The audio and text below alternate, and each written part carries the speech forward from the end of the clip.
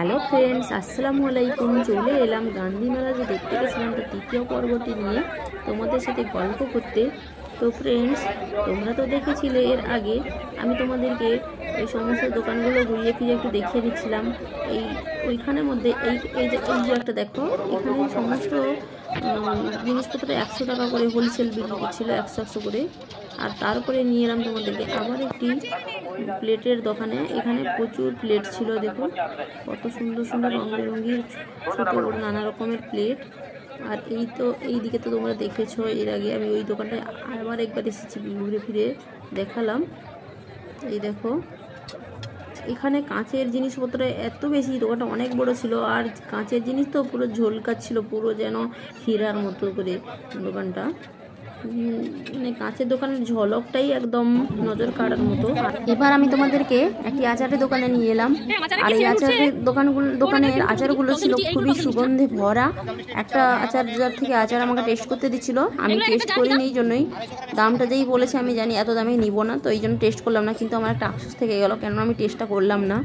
আর এদের আচারগুলো খুব মজা হয়, এটা কিন্তু আমি জানি, কারণ ছোটোবেলায়ও আমি গান্ধীমেলা থেকে গেছিলাম, মানে ক্লাস 6-এ যখন আমি পড়ি। ওই সময় একটা প্রফেসর সঙ্গে আমাদের বন্ধুত্ব হয়ে গেছিলো। উনি প্রতিদিন গান্ধীমেলা দেখতে আসতেন এবং আমাদের সাথে গল্প করতেন, আর আমরাও প্রতিদিন যেতাম। তো ওখানেই উনি আমাদেরকে আচার একদিন নিয়ে এসে টেস্ট করিয়েছিলেন। ওই প্রফেসরের কথা মনে পড়ে গেল। তো এবার আমি তোমাদেরকে নিয়ে এলাম একটি ইমিটেশনের দোকানে, ওই যেখানে বিভিন্ন রকমের হার, কানের দুলগুলো বিক্রি হচ্ছিল। এবার আমি তোমাদেরকে নিয়ে এসেছি, এই যে এটা হচ্ছে ওই প্রদর্শনী যেখানে আছে ওই মাঠটার কাছে নিয়ে এলাম। আমার প্রচুর ইচ্ছা ছিল, প্রদর্শনীতে একটা ছাগল এসেছিল, ওই ছাগলটার নাকি 6টি পা। আর এই 6টি পায়ের ছাগল দেখার জন্যই আমার গান্ধী মেলাতেই আসা। তো এখন আমি তোমাদেরকে নিয়ে এলাম কয়েকটি মূর্তির কাছে। এই যে মূর্তিগুলো হলো মহাত্মা গান্ধী, মাতঙ্গিনী হাজরা, ক্ষুদিরাম বসু, ভগৎ সিং।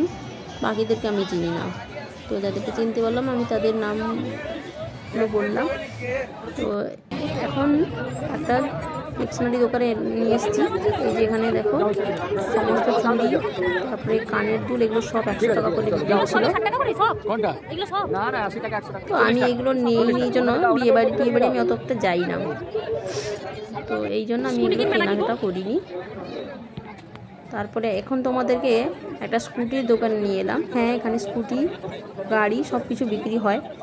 তো আসলে আমাদের একটা স্কুটি কেনার প্রোগ্রাম চলছিল, এখানে কেমন দামে এরা দিচ্ছে এটা জানার জন্য ভাই গেছিল। তো এখন স্কুটি নয়, আমাদের একটা বাইক কেনা হয়ে গেছে, আর স্কুটি একটা বাড়িতেই আছে অলরেডি। তো এখন তোমাদেরকে নিয়ে এলাম কার্পেটের দোকানে। আর এই কার্পেটগুলো সবই মানে চমৎকার ছিল।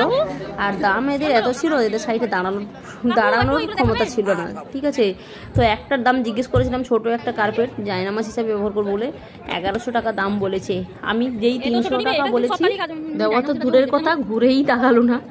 তো আমরা জায়নামাজ কিনি 300 টাকা করে, তো ওই হিসেবে দামটা বলেছিলাম। 500 টাকা বললেন হয়তো নিয়ে নিতাম। তো এখানে ভিডিওটি শেষ করছি, দেখা হচ্ছে পরবর্তী ভিডিওতে। মেলা লাস্ট অংশটা তোমাদের সাথে শেয়ার করব।